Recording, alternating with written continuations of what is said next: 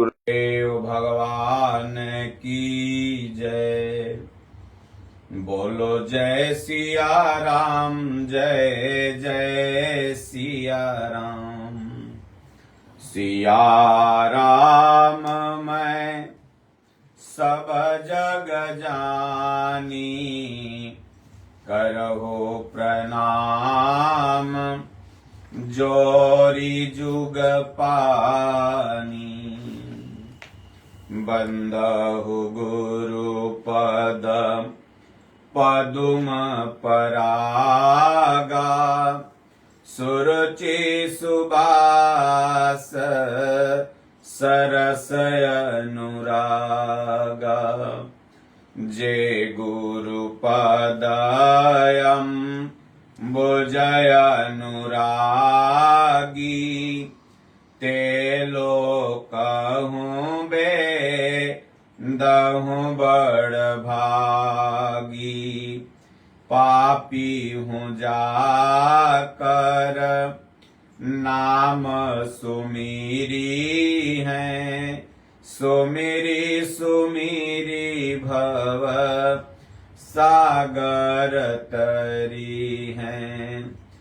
जा पर कृपा राम कर होई, ता पर कृपा करहि सब कोई।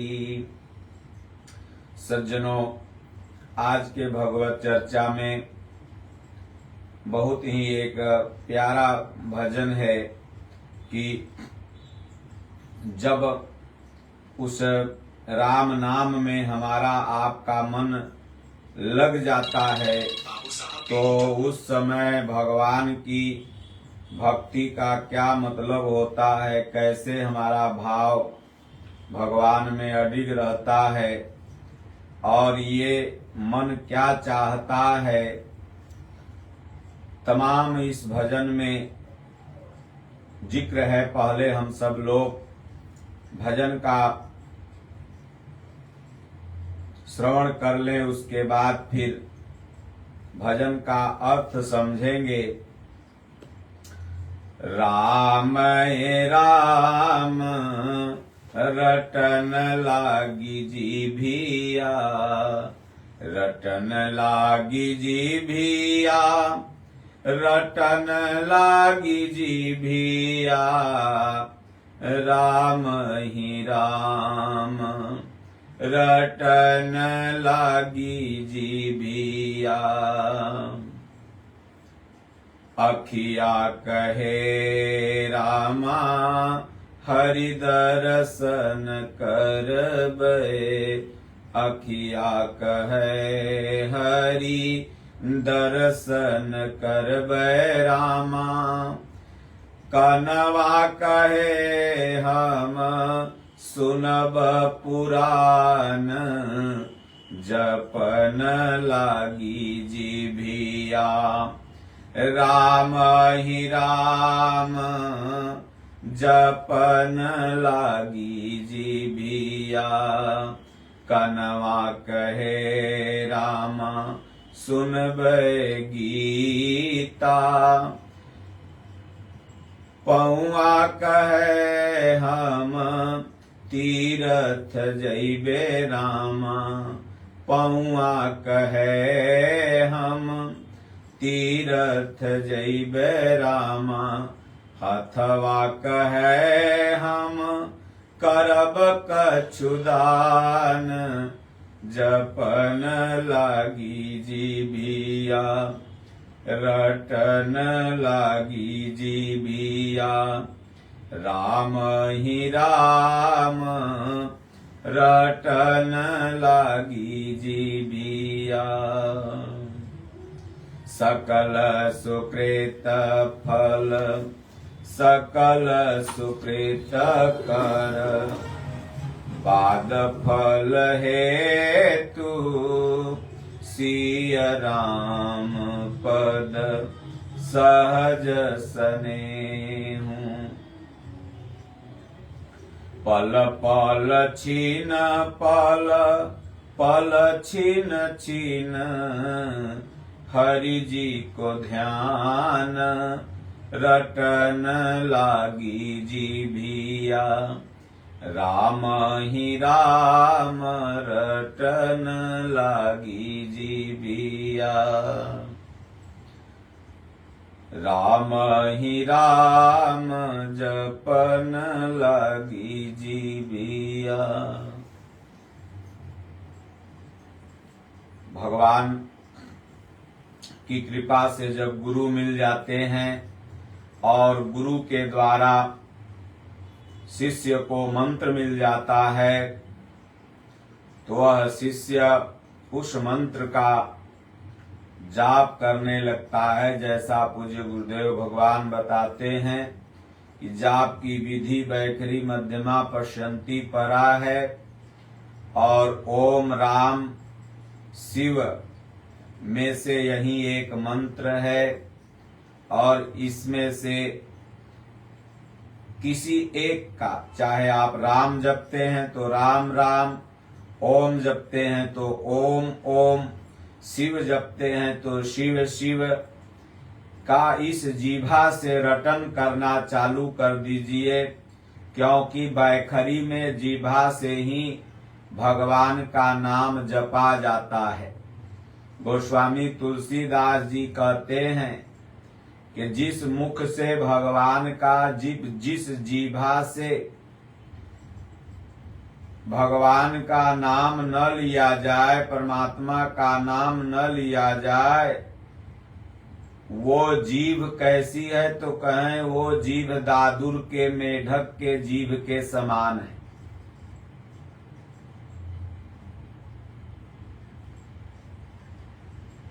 तो उसमें और मेढक की जीभ में कोई अंतर नहीं। मेढक टर टर चिल्लाता है, उसी तरह से वो जीव, वो मनुष्य भी टर टर चिल्ला बस रहा है, भगवान का नाम नहीं ले रहा है। तो वैखरी में खूब राम राम राम राम राम इतना रट चालू कर दीजिए कि हनुमान जी को जब बेहोशी अवस्था में भरत जी मूर्छित कर दिए सीक का बाण मार के, तो भी श्री हनुमान जी राम राम ही जप रहे थे। भरत जी राम राम जप रहे थे। सबरी मैया राम राम जप रही थी। हर परिस्थिति में भगवान का परम पावन नाम का स्मरण इस जिह्वा से होने लगे तो समझ लो कि भगवान की कृपा हो गई। इसलिए हमारे भारत देश की परंपरा है कि सुबह में अगर कोई मिलता है तो राम राम। मिलिट्री में आप जाएंगे, सेना में तो नियम है राम राम भैया। हरियाणा में आप जाइए, अभी भी अधिकांश 80% लोग आपस में एक दूसरे से मिलते हैं तो राम राम। हमारे श्री परमहंस आश्रम में जाइए तो एक दूसरे का अभिवादन राम राम से ही किया जाता है। अब आजकल मॉडर्न युग में good night, good morning, good evening, पता नहीं क्या क्या हो गया है, लेकिन हमारे पूर्वजों ने ऐसा रखा कि अभिवादन भी हो गया, आप एक दूसरे का अभिवादन भी कर दिए, सम्मान भी कर दिए, और भगवान का नाम भी मुख से निकल गया। तो दोनों काम हो गया। इसलिए किसी से भी अगर स्कूल में भी आप जाते हैं तो बच्चे आपस में राम राम। तमाम भारत में ऐसे स्कूल हैं जहां पर ऋषि कुल हैं, वहां ये शिक्षा दी जाती है, और ऐसे ही स्कूलों में आपको अपने बच्चों को पढ़ाना चाहिए। तमाम स्कूल हैं, सरस्वती शिशु मंदिर, आपको डीएवी, ज्ञान निकेतन और तमाम ऐसे हिंदू ऑर्गेनाइज स्कूल हैं जहां पर भगवान के बारे में अब लोग कुछ कुछ बताने लगे। तो ऐसे ही स्कूलों में बच्चों को शुरू से और घर में भी आप अपने बच्चों को आदत डालें किसी का पैर छुए तो राम राम, क्योंकि इस संसार में अगर आप किसी का भी अभिवादन, इज्जत, मान, मर्यादा या कोई रिश्ता निभा रहे हैं तो उसका माध्यम राम जी हैं। गोस्वामी जी ने मानस में कहा है कि मान ही सब ही राम के नाते। इस संसार में अगर कोई किसी को मान सम्मान देता है तो राम जी अंदर में है तभी तक। राम अगर निकल गए, कितना सुंदर बीवी हो, कितना सुंदर बच्चा हो, कितना सुंदर पति हो, उसको तुरंत लोग ले जाके जला देते हैं। राम जब तक हैं तब तक आप उन्हें चचा, मौसा, मौसी, बब्बा, दादा, दादी कह के पुकारते हैं। राम जैसे ही निकल गए तो उन्हें आप शव, डेड बॉडी, लाश, मरा हुआ व्यक्ति कह के पुकारते हैं, मुर्दा माटी बोलते हैं। तो इसलिए गुरु की जब तक कृपा नहीं होगी तब तक ये जीभा राम राम नहीं जपेगी। बाली भगवान से कहता है, राजा बाली की प्रभु जन्म जन्म मुनि जतन कराही, अंत राम कही आवत नाही।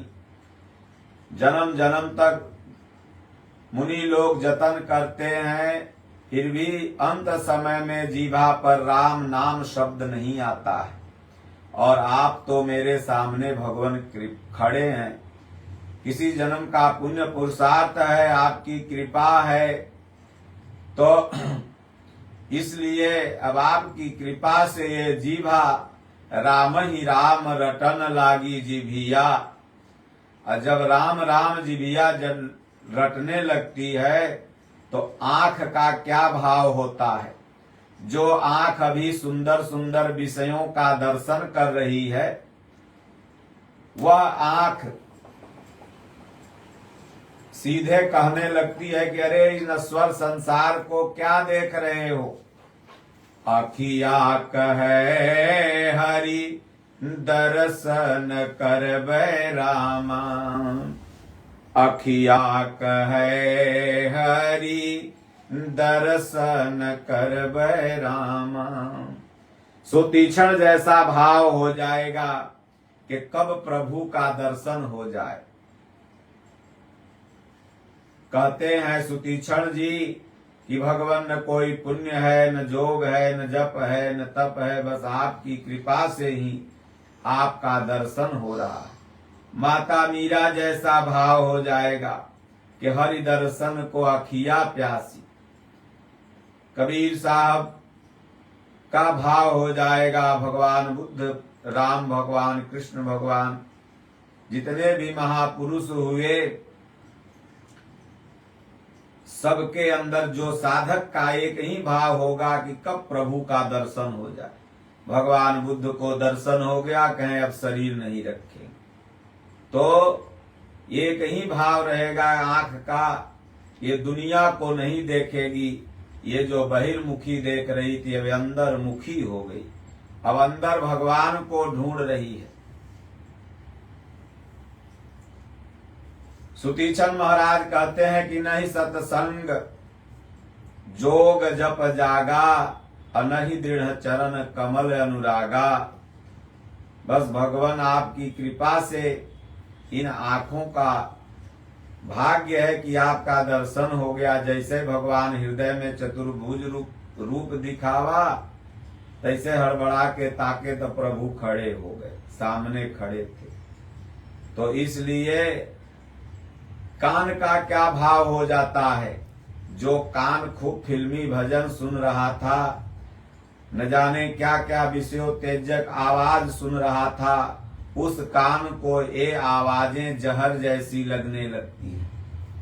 पूज्य दादा गुरु महाराज कहा करते थे, हो जब कोई बगल में आके बैठ जाए तो लगे कि कब ये उठ करके चला जाए, फालतू बकवास कर रहा है, भगवान की चर्चा कर नहीं रहा है।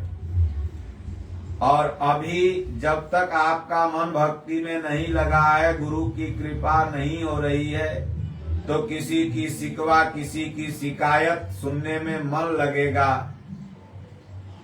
कानों को विषयोत्तेजक आवाज सुनने में मन लगेगा, लेकिन जब ये जीभा अहर्निश राम नाम का वैखरी मध्यमा पश्यंती और परा से जाप करने लग जाएगी, तो कनवा कहे हम सुनब पुराण, रटन लागी जीभिया राम ही राम, रटन लागी जीभिया। कान कहता है हम गीता सुनेंगे, रामायण सुनेंगे, भागवत सुनेंगे, पुराण सुनेंगे, हम शास्त्रों का अध्ययन करेंगे, हम फालतू चीज नहीं सुनेंगे। जो हमारी श्रोत्र इंद्रिय है कान, वो सिर्फ हरि का। इसलिए गोस्वामी तुलसीदास जी ने कहा कि जो कान भगवान की चर्चा नहीं सुनता, वह कान क्या है, तो कहें श्रवण रंध यही भवन समाना। वो सांप के कान जैसा है। सांप को कान नहीं होता, आहट पर चलता है। तो उसी तरह जिन मुख राम नाम नहीं आवा, जिन मुख से भगवान का नाम नहीं निकला, और जो कान भगवान का नाम नहीं सुना, वो सर्प के कान जैसा है। तो इसलिए भगवान की चर्चा, बाकी दुनिया में आप जो सुनते हैं, जो सामाजिकता है, जो आप ऑफिस में है, ड्यूटी में है, तो आप जो भी काम की चीजें हैं वो सुने, लेकिन सुबह शाम 10-20 मिनट भगवान की कथा वार्ता भी आप सुने, तो कान का धीरे धीरे पुण्य बढ़ते चला जाएगा। फिर ये दुनिया की चीज कान को अच्छी लगवे नहीं करेगी, फिर भगवान ही अच्छा लगने लगेंगे। तब गोड़ पैर का क्या भाव हो जाता है, जब आंख और कान भगवान की ही चर्चा में लिप्त हो जाती है, जिह्वा राम राम जपती है, तो इस पैर का क्या भाव हो जाता है। जब बहिर्मुखी थे तो पैर न जाने कहां कहां हमको चला के ले जाता था। सूरदास जी ने कहा, इस ससुरी सब दोष आंख का, अखिए फोड़ दिए, और वह अखिया इस पैरवा को कहां कहां भटका के ले जाती थी, लेकिन जो कि दोष मन का था। तो कहें वो पांव क्या करने लगता है, तो पौआ कहे हम तीरथ जइबे रामा, पौआ कहे हम तीरथ जइबे रामा। ये पैर, ये पांव का भाव हो जाता है। ये कहता हम तीर्थ में जाएंगे, सत्संग में जाएंगे, मंदिर में जाएंगे, वहां जाकर के हाथ से सेवा करेंगे, पैर से चल करके जाएंगे, ये इसका भाव हो जाता है। नहीं तो कहेगा कि रे, जब मन बाहर रहेगा कहेगा चलो चलो पहले बाजार घूम लेते हैं, तो एक आग पैक मार लेते हैं, एक आग फूंक मार लेते हैं, तो पता नहीं कहाँ कहाँ भटकाएगा।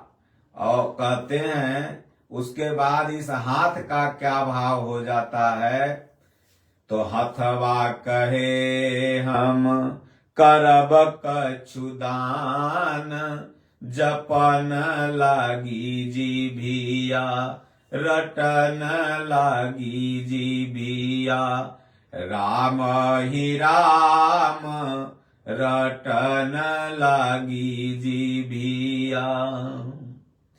तब हाथ कहता है, पूज्य गुरुदेव भगवान हमारे कहते हैं कि आप एक मुट्ठी जिस दिन से किसी महात्मा को, फकीर को, साधु को दान देते हैं, तो उतनी मात्रा में आप संसार का परित्याग करते हैं, और यही दान एक दिन आपको वास्तविक दान, मन के दान तक पहुंचा देता है। एक घर में एक महात्मा गए, बिटिया झाड़ू मार रही थी, महात्मा जी ने कहा बच्ची कुछ लाओ दान करो। तो बिटिया गई, अंदर घूम के आई, रोने लगी, बोले महाराज हमारे घर में तो कुछ नहीं है। बोले कुछ नहीं कैसे, ये जो झाड़ू मार के बहरना इकट्ठा की हो ना, यही लाओ। वो सकुचा गई, बोले नहीं लाओ, यही मैं ले जाऊंगा। वो जो चावल पहले से मिला हुआ था उसी में एक मुट्ठी बहरना घर का झाड़ू मिला डाल दी, ले लिए।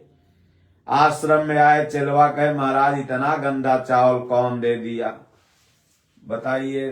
तो महाराज ने कहा देखो चावल तो ठीक था, एक घर में हम गए, वो झाड़ू मार रही थी बिटिया, वही बहरना उसमें डलवा ले। बोले बहरना कब से भिक्षा हो गया आप लेने लगे?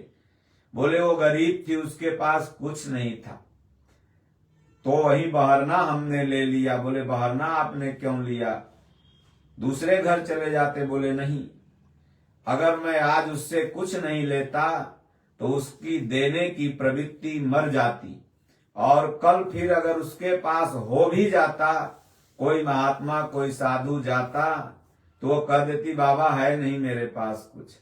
आज उसने बहरना दिया है घर का, कल चावल होगा तो चावल दे देगी, क्योंकि देने की प्रवृत्ति उसकी जिंदा है। तो इसलिए कहते हैं कि ये हाथ का भाव हो जाता है कि ये मुट्ठी भर। इसलिए हमारे सनातन धर्म में है पूर्णिमा को महात्माओं को दान दो, एकादशी को दान दो।